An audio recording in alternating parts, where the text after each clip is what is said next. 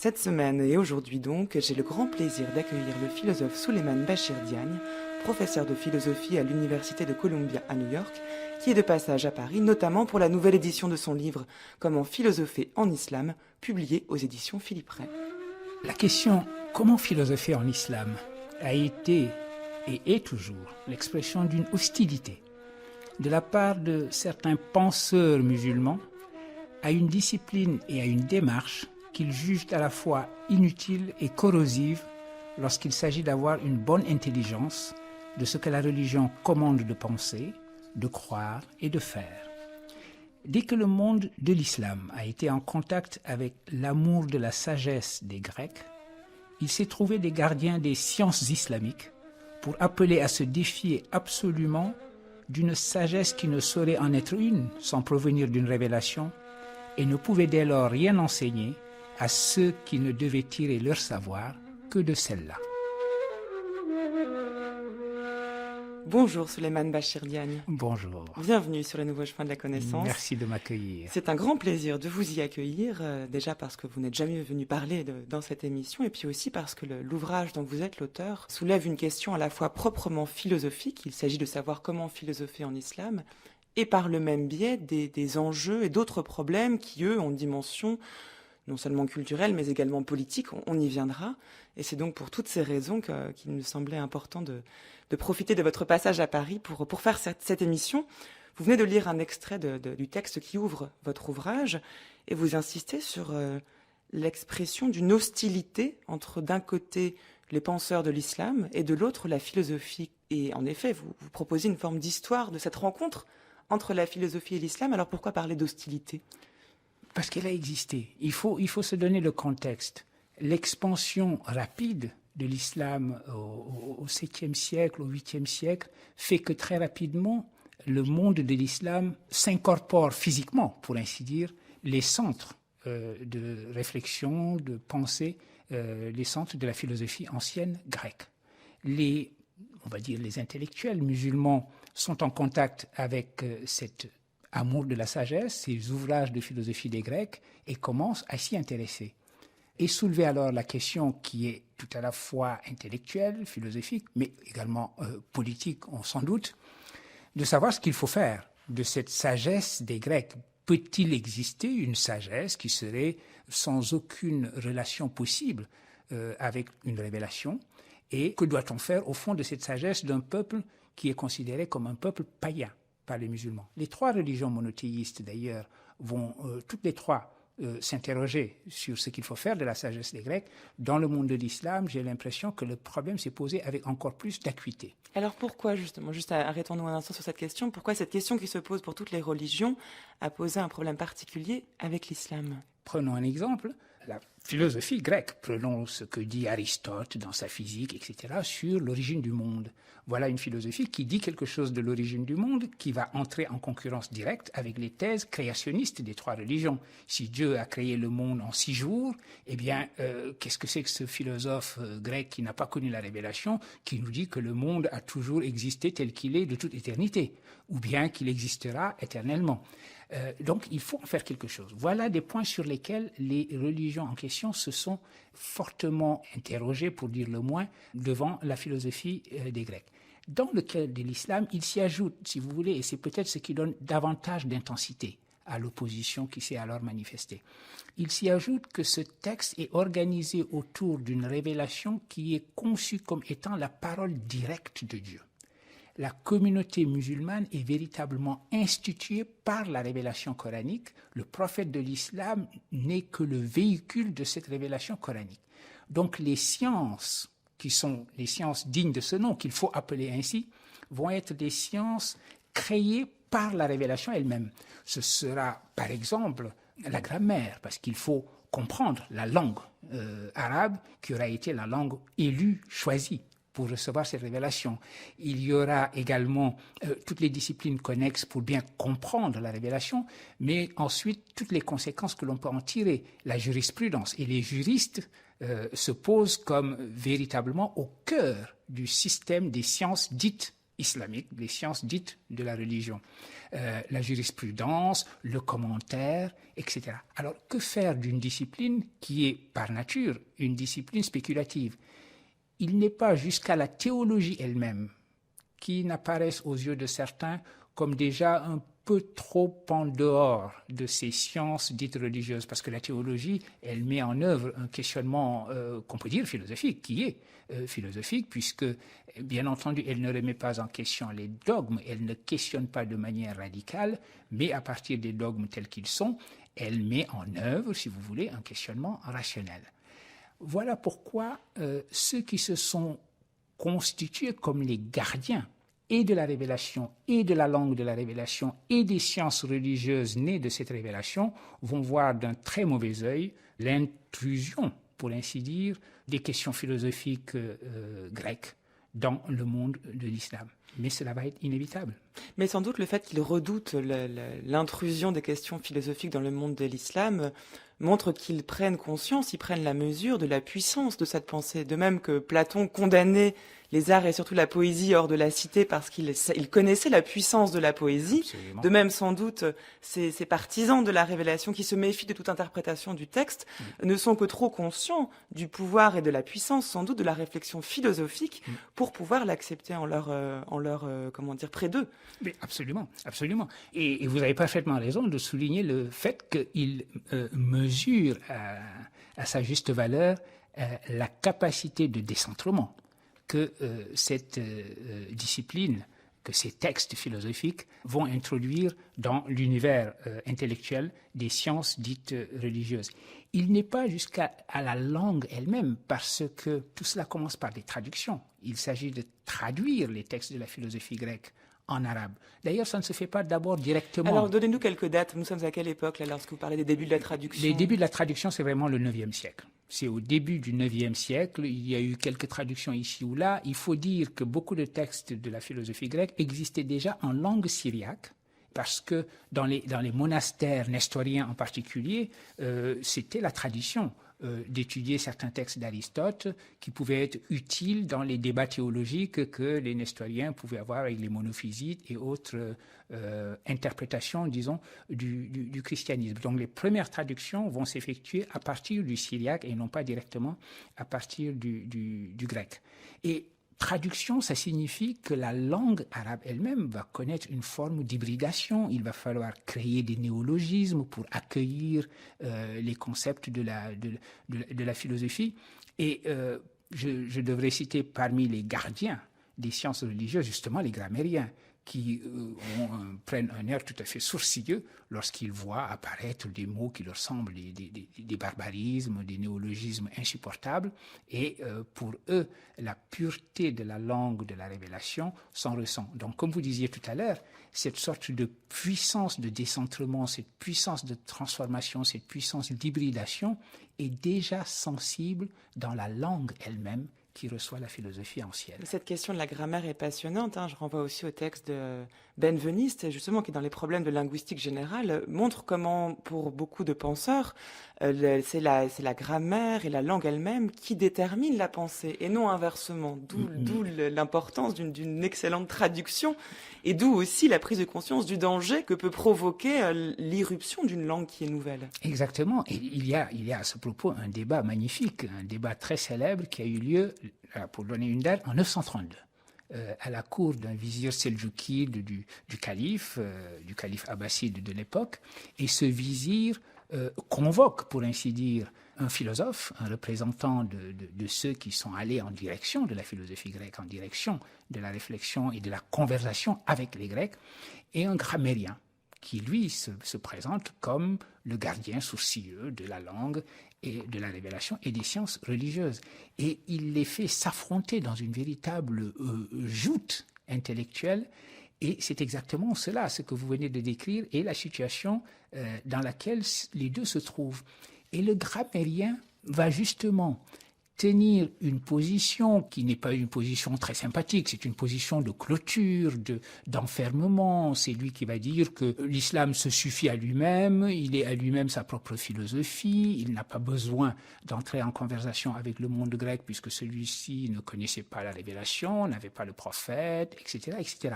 Mais par ailleurs, ce qu'il dit, c'est justement cela, ce que vous venez d'évoquer. Il dit, mais toi, le philosophe, qui est en particulier un logicien, parce que c'était la logique d'Aristote qui était véritablement la spécialité de ce philosophe à qui il s'adressait. Il lui dit, mais tu considères que la logique d'Aristote est une logique universelle, qu'elle est valide pour tout être humain, qu'il y a, pour ainsi dire, qu'elle traduit, pour ainsi dire, une sorte de grammaire universelle du raisonnement humain en général. Il dit, mais non, chaque langue a sa propre logique. Et Aristote, pour ce grammairien, n'aura fait que transposer dans une logique prétendument universelle les catégories linguistiques qui sont celles du grec. Autrement dit, c'est parce qu'il est grec qu'il a écrit les analytiques tels qu'il les a écrits. Et donc, pourquoi ne fais-tu pas la même chose? Travaille avec ta langue arabe, regarde la logique de cette langue arabe, comme moi je le fais, etc. Cet argument n'est pas sympathique, c'est l'argument de l'enfermement. Mais justement, parce que vous avez évoqué Benveniste, qui, des siècles plus tard, va dire la même chose. En 1958, Benveniste écrit un article très important, catégorie de langue, catégorie de pensée, où il dit exactement cela, que les catégories d'Aristote ne sont, si on les regarde bien, que le décalque des catégories de la langue grecque. Que quand Aristote s'interroge sur les différentes manières de dire l'être, c'est cela, les catégories, eh bien, il se pose ces questions de cette manière-là et donne les réponses qu'il donne parce qu'il parle grec et parce qu'en particulier en grec, le verbe être lui-même a les fonctions que l'on sait. Mais là, du coup, c'est plus simplement des questions de traduction qui sont passionnantes parce qu'elles montrent que ce qu'il y a en jeu derrière cette question, comment philosopher en islam, c'est une réflexion philosophique, mais aussi une question culturelle. En gros, qu'est-ce qu'une philosophie nous dit de la culture dont nous venons, mais aussi des questions d'interprétation. Et là, j'y insiste parce que vous montrez que le plus gros des problèmes viennent de là, quand même, de cette origine de l'interprétation et du texte religieux lui-même. Absolument. Les auteurs et même les penseurs, les croyants, qui accueillent, enfin qui croient en un seul Dieu, ont-ils une liberté d'interprétation du texte ou bien celui-ci leur est-il imposé à cette question? Selon la réponse que l'on fournit, on a une attitude plus ou moins philosophique. Si l'on s'autorise à questionner le texte, oui, alors déjà on questionne ce qui est reçu, ce qui est d'ailleurs la définition que vous donnez de la philosophie, c'est oui, questionner ce qui est reçu. Mais exactement. Si au contraire on ne s'y autorise pas, alors évidemment la philosophie est un danger. Mais l'enjeu est justement là. Je reviens à ce débat entre le grammairien et le logicien. Ce que le grammairien dit, dans le fond, c'est que toute philosophie devrait être l'émanation d'une culture particulière. Donc il y aurait autant de philosophie qu'il y a de culture et autant de philosophie qu'il y a de langue. Or, la position du logicien philosophe consiste précisément à dire que non. La philosophie n'est pas l'émanation d'une culture, c'est au contraire la capacité de s'interroger et d'interroger la culture elle-même, la capacité de creuser sa propre distance par rapport à cette culture. Revenons à un moment fondateur de l'histoire de la philosophie, la condamnation de Socrate. Socrate est condamné parce que, disent ses accusateurs, il corrompt la jeunesse, c'est-à-dire il leur enseigne des choses qui ne sont pas celles que la culture voudrait transmettre aux générations qui arrivent. Et deuxièmement, l'accusation dit il ne croit pas en nos dieux ou il en dit ce qu'il ne faudrait pas en dire. Bref, il n'adhère pas. Il n'adhère pas à notre religion, à notre conception du divin telle qu'elle est. Mais justement, le philosophe n'adhère pas. Il n'adhère pas comme une huître, comme dirait Valérie. Au contraire, il creuse sa distance par rapport à ce qui est reçu, ce qui est trop bien connu parce que reçu sans interrogation. Et vous parliez tout à l'heure de la puissance extraordinaire de remise en question que représente l'entreprise philosophique, c'est justement cela. Et ceux qui se sont opposés à l'arrivée de cette sagesse païenne, voyait bien ce qu'il pouvait en être. Si on veut faire la différence entre la philosophie et la théologie s'installe dans les dogmes tels qu'ils sont et met en œuvre un discours rationnel à propos de ces dogmes. Mais eux-mêmes ne sont pas interrogés. Le divin lui-même n'est pas interrogé. Le doute, si on considère que la démarche philosophique, c'est une démarche qui met en œuvre le doute n'est jamais radical. Or, c'est à cela qu'invite la démarche philosophique.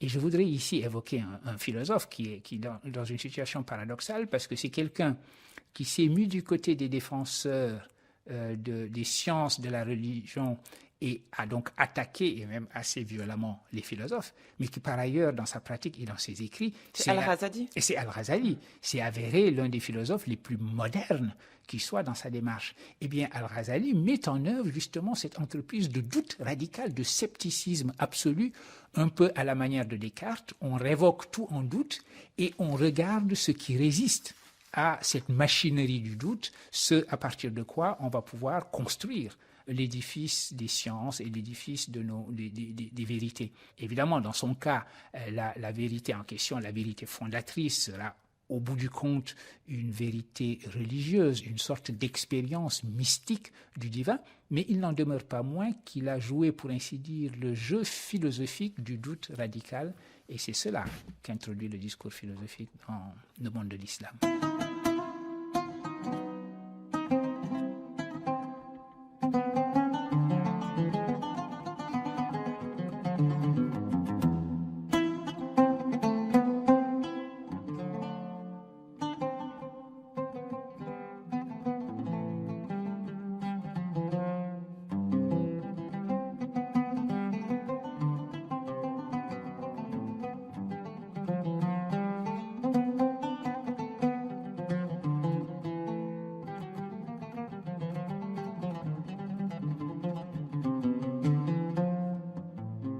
Nous en avons vu des contemporains qui croyaient philosopher et percevoir par leur étonnante sagesse des choses contradictoires en tout point à la loi divine, et qui croyaient que c'était un devoir d'exposer ces choses au vulgaire. En exposant au vulgaire ces fausses doctrines, ils ont causé la perte du vulgaire et la leur dans ce monde et dans l'autre. Le rôle de ces gens-là par rapport au rôle du législateur est semblable à celui d'un homme prenant à partie un médecin habile qui a pour rôle de conserver la santé de tous les hommes et de les délivrer des maladies en leur donnant des préceptes. Ils se présentent aux gens et leur disent « Les méthodes qu'a instituées pour vous ce médecin ne sont pas vraies » et il entreprend de les ruiner jusqu'à ce qu'elles soient ruinées dans leur esprit. Crois-tu que les gens qui se trouvent dans ce cas ne feront aucune des choses qui sont utiles pour conserver la santé et délivrer de la maladie ? Ou que celui qui a découvert la fausseté de leurs croyances pourra les employer en les soignant? Non, il ne pourra les employer et leur perte sera générale. Tel est le cas de celui qui découvre les interprétations aux vulgaires et à ceux qui n'y sont pas aptes en ce qui concerne la loi divine. Il la corrompt et en détourne, et celui qui détourne la loi divine est infidèle.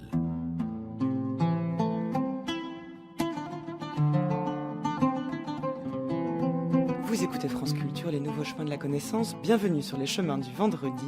Aujourd'hui, j'ai le grand plaisir d'accueillir le philosophe Souleymane Bachir Diagne à propos de son ouvrage « Comment philosopher en islam » aux éditions Philippe Ray.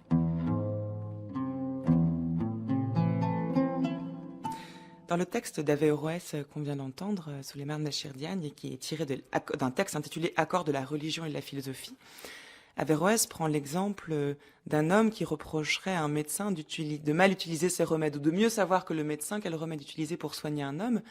Et il dit, il en est de même de la philosophie. C'est pas forcément la philosophie qui est dangereuse, c'est l'usage que nous pouvons en faire par rapport à la religion. Oui. En cela, il s'inscrit après Al-Razali, il tire les conséquences de ce que Al-Razali a avancé, et semble plaider donc en faveur d'un accord entre religion et philosophie.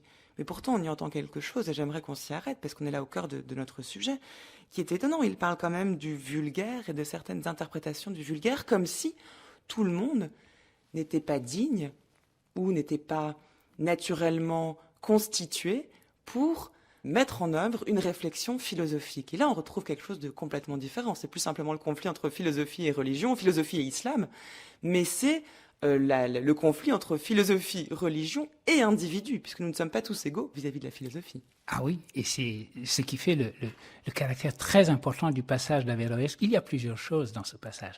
D'abord, et vous l'avez dit, derrière son propos est également évoqué Ghazali, Al-Ghazal, dont nous parlions tout à l'heure. Et je rappelais à ce propos que Ghazali avait violemment attaqué les philosophes, les accusant de fausseté dans 20 thèses qu'il tenait, et les accusant d'être hérétiques sur 3 thèses parmi ces 20. Très violent, parce que hérétique, ma foi, on peut en tirer les conséquences légales et elles peuvent être désastreuses pour ceux qui seraient ainsi accusés. Mais Averroès ne l'a jamais pris au sérieux dans sa condamnation des philosophes. Il dit toujours, vous savez, bon, il dit cela parce qu'il veut protéger les masses, le vulgaire, et je reviendrai à ce terme-là, mais au bout du compte, il est bien l'un de nous. Lui aussi est un philosophe. Et c'est vrai qu'Averroès a raison sur ce plan-là. Ça, c'est un premier point. Le deuxième point, cette notion, cette métaphore, cette comparaison avec un remède est une comparaison excellente. Il dit, le côté des choses que voit Ghazali, c'est que ceci peut être un poison s'il est mal administré, mais s'il est aussi administré à la mauvaise personne. Autrement dit, et peut-être bien que cette idée que la médecine est une science empirique, nous la vérifions tous les jours. Au fond, nous ne réagissons pas tous de la même manière aux mêmes médicaments. Les contre-indications vont apparaître chez quelqu'un et pas chez d'autres. Il y a là notre idiosyncrasie, finalement, se manifeste dans la manière dont nous réagissons aux différents médicaments. Dans le cas d'espèce, et vous avez raison de dire, il y a un élitisme profond. Il y a un élitisme tout à fait profond. Il y a une distinction entre une élite qui est à même de recevoir l'interprétation philosophique et une masse, le vulgaire, comme il dit, qu'on aurait raison de laisser dans une compréhension plutôt littéraliste de la religion, une compréhension qui, ma foi, lui permet de trouver ses marques à l'intérieur de cette révélation sans se poser les questions, sans faire intervenir des interrogations qui pourraient provoquer sa perte. Alors, sa perte ou la perte de la communauté, justement, c'est pour des raisons de paix, pour garder la paix, qu'il ne faut pas instruire tout le monde. C'est pour garder la paix, parce qu'effectivement, si une interprétation erronée se met à regrouper autour d'elle un groupe, voilà, vous introduisez la sédition dans la société, vous introduisez la division. Et pourtant, ceci se rattache à Aristote de la manière suivante. Vous savez, Aristote fait la distinction entre une approche de la vérité qui serait une approche démonstrative, c'est l'approche la plus élevée, une approche qui serait purement dialectique, c'est une approche, on va dire, médiane, et une approche qu'il dit rhétorique. Et les philosophes musulmans vont transformer cela en de véritables esprits. Certains ont un esprit rhétorique, et pour les convaincre, il faut leur présenter des arguments rhétoriques, c'est-à-dire des images, en gros. D'autres ont un esprit dialectique. Pour les convaincre, il faut leur présenter dialectiquement les choses. C'est, par exemple, ce sont les théologiens. Donc, vous ne remettez pas en question les dogmes auxquels ils croient, mais ces dogmes, vous les renforcez, si vous voulez, par du raisonnement. Ça, ce sont les esprits dialecticiens, et vous les convainquez de manière dialectique. Et alors, au summum, se trouve cette élite de l'élite, qui est ceux qui ont un esprit démonstratif. Cela exige d'avoir une intelligence pleine et entière, c'est-à-dire démonstrative des vérités qu'on leur présente, des vérités de la religion. Maintenant, si vous introduisez la confusion, si vous vous adressez démonstrativement à un esprit qui ne peut être convaincu que rhétoriquement, vous créez simplement de la confusion, vous n'arrivez à aucun raisonnement, à aucun résultat, parce qu'il ne sortira pas de sa tournure d'esprit rhétorique de toute façon, et vous allez déraciner en lui les certitudes établies sans véritablement pouvoir les remplacer par les vérités démonstratives dont vous voulez le convaincre. Voilà la raison pour laquelle il indique qu'il y a une discipline très précise du secret. Il y a une discipline de l'arcane. Averroès. Averroès. que les philosophes partagent d'ailleurs avec les mystiques. C'est à peu près la même chose pour les mystiques. Les mystiques peuvent dire à propos de la religion, à propos de Dieu, à propos de la vérité révélée, des choses qui sèmeraient le trouble dans les esprits mal préparés. Donc eux aussi ont cette même discipline du secret, cette discipline de l'arcane. Toute vérité n'est pas bonne à dire à tout le monde.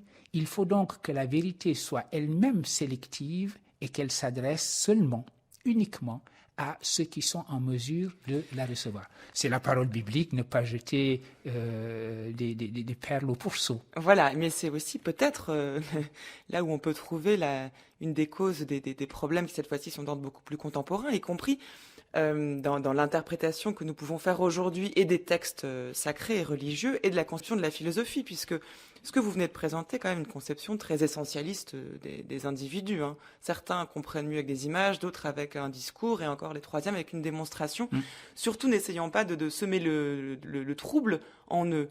Mais ça, c'est une attitude qui est complètement à la fois anti-philosophique, puisque vous l'avez dit, la philosophie, c'est de questionner ce qui est, ou ce qui est reçu.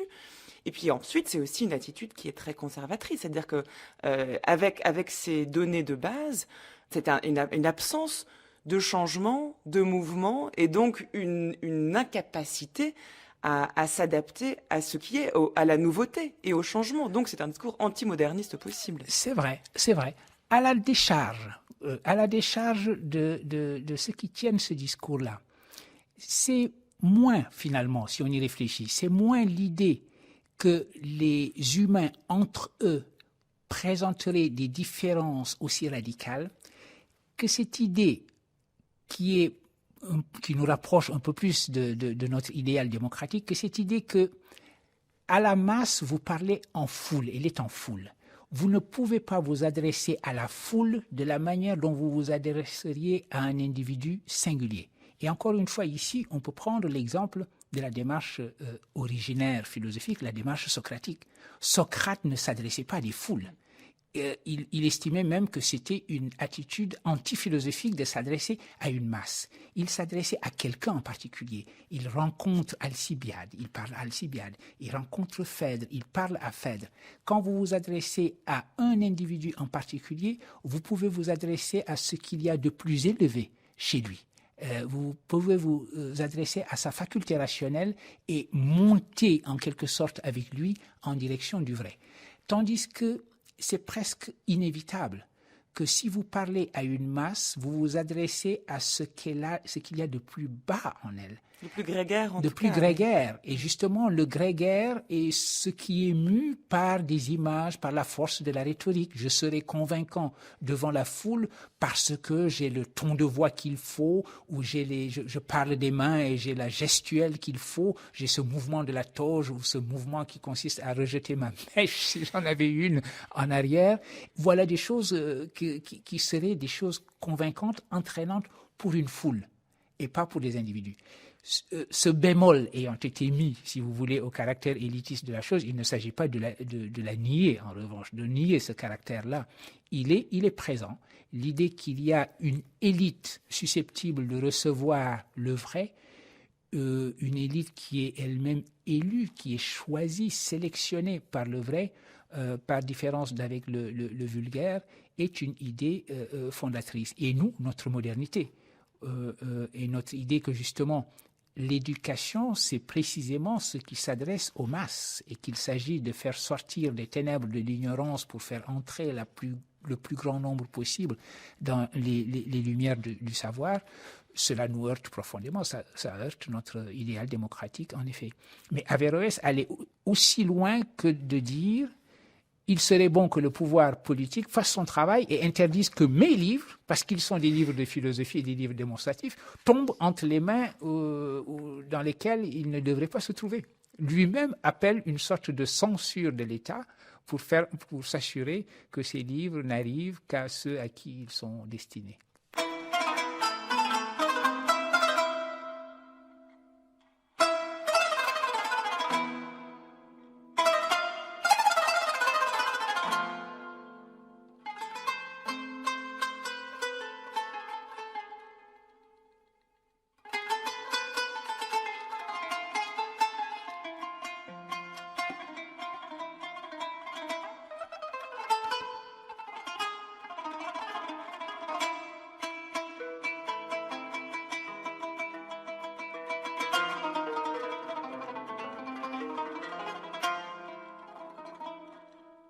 Je parle de chacun de mes états comme s'ils formaient un bloc.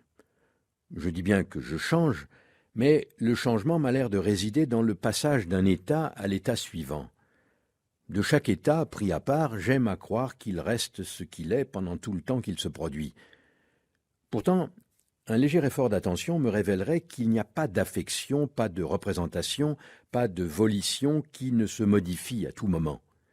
Si un état d'âme cessait de varier, sa durée cesserait de couler. Prenons le plus stable des états internes, la perception visuelle d'un objet extérieur immobile. L'objet a beau rester le même, j'ai beau le regarder du même côté, sous le même angle, au même jour, la vision que j'ai n'en diffère pas moins de celle que je viens d'avoir, quand ce ne serait que parce qu'elle a vieilli d'un instant. Ma mémoire est là, qui pousse quelque chose de ce passé dans ce présent. Mon état d'âme, en avançant sur la route du temps, s'enfle continuellement de la durée qu'il ramasse. Il fait pour ainsi dire boule de neige avec lui-même. À plus forte raison en est-il ainsi des états plus profondément intérieurs, sensations, affections, désirs, etc., qui ne correspondent pas, comme une simple perception visuelle, à un objet extérieur invariable. Mais il est commode de ne pas faire attention à ce changement ininterrompu et de ne le remarquer que lorsqu'il devient assez gros pour imprimer au corps une nouvelle attitude, à l'attention une direction nouvelle. À ce moment précis, on trouve qu'on a changé d'état. La vérité est qu'on change sans cesse et que l'état lui-même est déjà du changement.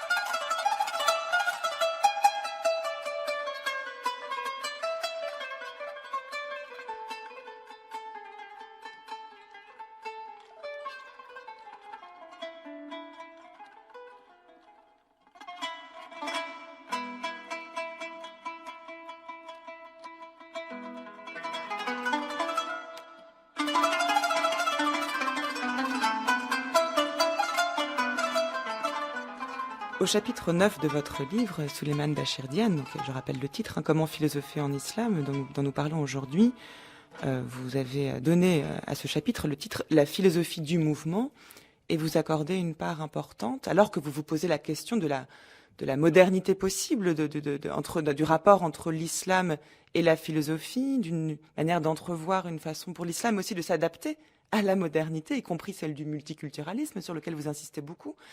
Vous proposez une référence qui peut paraître inattendue, qui est celle de l'élan vital bergsonien. On vient d'entendre un extrait de l'évolution créatrice, le texte date de 1907, où Bergson, c'est un très très beau texte, où Bergson présente ce qu'est l'élan vital et cette nécessité, enfin disons le fait que la vérité est qu'on change sans cesse et que l'état lui-même est déjà du changement. On est à l'opposé ici du fixisme ou de l'essentialisme que vous avez présenté chez Averroès. Et c'est pour ça que vous faites de ce penseur Bergson, y compris de Mohamed Iqbal, le poète indien, que vous présentez comme étant bergsonien, les penseurs qui peuvent nous aider à penser la modernité à l'aide de ce concept clé qu'est le mouvement. Ah oui, vous venez de prononcer le nom, Mohamed Iqbal, d'un penseur et d'un poète indien considérable du siècle, du XXe siècle, de la première moitié du XXe siècle, penseur considérable par l'ouverture qu'il donne à la pensée islamique. Et Mohamed Iqbal, au fond, reproduit en son temps, et avec un penseur et un philosophe occidental, dirons-nous, comme Henri Bergson, la même ouverture qui avait été celle du monde islamique vis-à-vis du monde et de la philosophie grecque.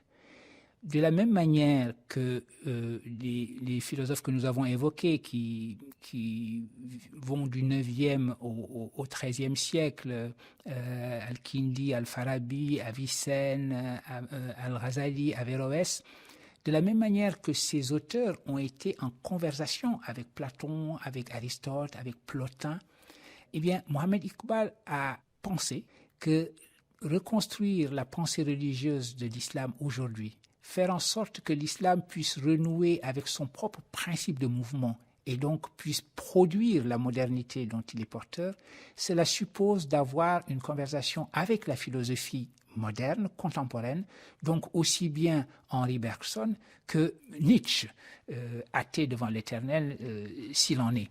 Et c'est ainsi qu'il construit sa pensée véritablement comme une conversation avec Henri Bergson. Alors pourquoi Bergson? Cela explique le magnifique passage de Bergson que vous venez de lire. Parce que Bergson, dit Iqbal, est le premier à avoir pensé le temps. Le temps, la notion de temps est absolument centrale dans sa pensée.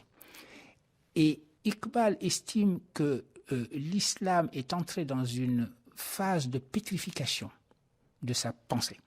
À partir du XIIIe siècle, pour avoir justement manqué de véritablement penser le temps comme ouverture et comme émergence continue, comme finalement, pour le dire dans les termes de Bergson, élan vital, une évolution créatrice continue.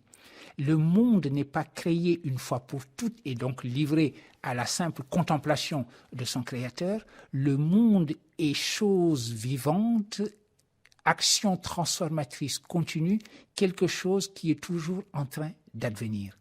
Et, dit Iqbal, si nous pensons une telle cosmologie continuellement émergente, à ce moment-là, dit-il, nous capturons véritablement la philosophie du Coran, ou ce qui aurait dû être la philosophie du Coran. Donc la position d'Iqbal consiste à dire que la pensée islamique, c'est pour ainsi dire laisser capturer par une conception fixiste du temps, une conception où le temps finalement n'est rien. Le temps est aplati sur la notion de distance. Je dirais par exemple le temps qui sépare ce moment où nous nous entretenons du moment où malheureusement nous aurons à finir et à nous séparer. Eh bien, j'ai pensé immédiatement en termes de distance. Quelque chose qui sépare un moment fixe d'un autre moment fixe. Ce que dit Bergson dans le passage que vous venez de lire, c'est qu'il faut comprendre le temps dans son jaillissement continu, la manière dont les états ne peuvent pas être des états parce qu'ils sont toujours en train de se fondre les uns dans les autres dans un mouvement continu qu'il appelle la durée. Et parce qu'il met en place ce concept de la durée, dit Iqbal, il nous enseigne comment nous devons relire le Coran et comment nous devons relire la pensée religieuse de l'islam pour faire en sorte que l'islam se comprenne justement comme à la fois cette cosmologie ouverte et ouverte à la transformation, à l'action transformatrice de l'humain, de l'individu humain. Donc c'est une philosophie qui affirme la valeur de l'individu, c'est une philosophie qui affirme la valeur de l'action transformatrice de l'humain, et il va jusqu'à dire que ce qui est de la responsabilité de l'humain, c'est d'être collaborateur de Dieu pour entrer dans l'œuvre d'achèvement de la création. Que la création n'est pas chose achevée, mais chose qu'il faut achever, et que justement le rôle de l'humain, c'est de collaborer avec Dieu à l'achèvement de ce monde. En ça, il se distingue de Bergson sur ce point-là. Sur ce point-là, encore que Bergson, dans les deux sources de la morale et de la religion, parle ou alors c'est dans l'évolution créatrice, parle du rebond créateur que représente l'humanité. Autrement dit, l'évolution créatrice a créé les formes de la vie, et en créant la forme humaine, si vous voulez, cette évolution créatrice s'est donnée à ce moment-là un collaborateur, puisque maintenant l'humain va d'une certaine façon prendre le relais et son action à l'humain, va s'inscrire dans cette évolution créatrice. Donc il y a de cela aussi chez Bergson, mais c'est vrai, vous avez raison de dire que la manière dont Iqbal l'accentue, c'est précisément parce que dans la situation coloniale où se trouvaient les sociétés musulmanes, il insistait beaucoup sur l'action à entreprendre pour reprendre l'initiative, une initiative dont il estimait d'ailleurs qu'elle n'avait pas été perdue à cause de la colonisation, mais qu'elle avait été perdue à cause d'une sorte de repli intellectuel sur soi, et qui date pour lui du XIIIe siècle. Et c'est ainsi qu'on peut comprendre que cet ouvrage soit aussi tel que vous l'annoncez dès le début, une forme de combat. Le livre qu'est le vôtre, et vous dites dans la préface à cette 3e édition, c'est pourquoi il faut mener le combat pour la philosophie, qui a toujours été et continue d'être le combat pour les lumières de l'éducation, contre l'esprit de clôture et le fanatisme auquel il conduit. Éduquer, l'étymologie de ce mot le dit assez, c'est faire sortir de l'enfermement en soi au nom de l'exigence de se connaître et de mieux revenir à soi. C'est donc ce mouvement-là, à la fois chez Bergson et chez Iqbal, qui n'est pas pour vous simplement un objet de philosophie, mais presque une arme au sens pacifiste du terme, une arme pour mener ce combat de la philosophie en laquelle vous voyez peut-être une forme de voie à suivre pour sortir à la fois d'une orthodoxie dangereuse, d'un conservatisme exacerbé, et de penser une forme de multiculturalisme qui est, selon vous, le seul avenir possible pour chacun d'entre nous. Absolument. Je parle ici de combat parce que, comme l'a montré d'ailleurs notre conversation depuis le début, cela a commencé dans un combat et cela s'est toujours poursuivi par un combat.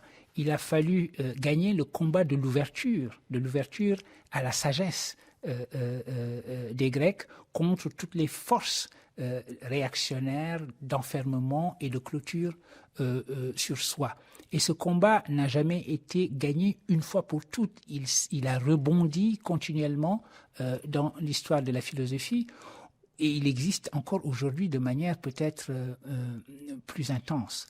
On se rend bien compte aujourd'hui, étant donné que lorsqu'on prononce le mot islam, malheureusement, dans l'esprit de beaucoup, ce qui est évoqué, ce n'est pas ce dont nous avons parlé jusqu'à présent, nous, les discussions philosophiques, les débats ouverts, mais bruit de bombes, bruit de fanatisme et meurtre et violence.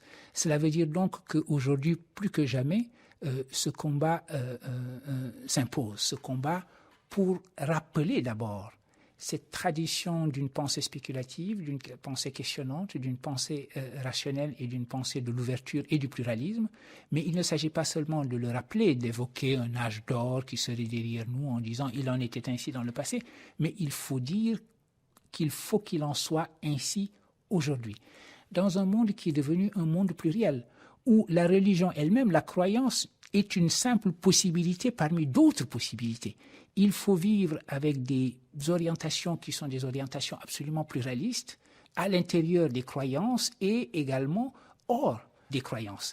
Il faut donc combattre pour la tolérance au sens de l'acceptation du pluralisme et de respect pour le pluralisme et de compréhension que le pluralisme est chose inévitable et avec laquelle il faut vivre.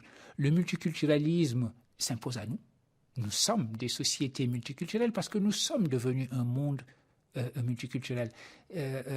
Voici le temps du monde fini, disait Valérie. Ce monde est fini, il n'y a plus de frontières nouvelles, on ne va plus découvrir des cultures dont on n'aurait jamais entendu parler, etc. Elles sont toutes présentes là, aujourd'hui, devant nous, et ensemble, et il va falloir construire les voies et moyens pour vivre ensemble. Et c'est en cela que ce combat est un combat continu. Vous savez, si vous m'autorisez à dire un mot de moi. Je vous en prie.